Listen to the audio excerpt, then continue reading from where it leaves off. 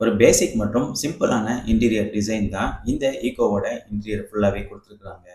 Driver door பேனல்ல பார்த்தோம்னா, விண்டோவோட manual access liver மற்றும் unlock லிவரும் குடுத்துருக்காங்க. ஒரு டோர் ஹேண்டிலும் இங்க அவைலபிளா இருக்குது. சிம்பிளான டோர் டிசைன் தான் இந்த ஈகோவுக்கு குடுத்துருக்காங்க. டோரும் ஸ்ட்ரெயிட்டா 90 டிகிரில ஃப்ளாட்டா ஓப்பன் ஆகுற மாரி குடுத்துருக்காங்க. இதனால வண்டிக்குள்ள ஈஸியா போறதுக்கு ஸ்பேசியஸும் ரொம்பவே நல்லா கிடைக்குது. டிரைவர் டோருக்கு கீழ தான் ஃபியூல் டேங்க் பிளேஸ் பண்ணியிருக்காங்க. ஃபியூல் டேங்கோட கெப்பாசிட்டி பார்த்தோம்னா 32 லிட்டர்ஸ் வருது. ஒரு சஃபிஷியன்டான ஃபியூல் டேங்க் கெப்பாசிட்டி தான் இந்த ஈகோவுக்கு குடுத்துருக்காங்க.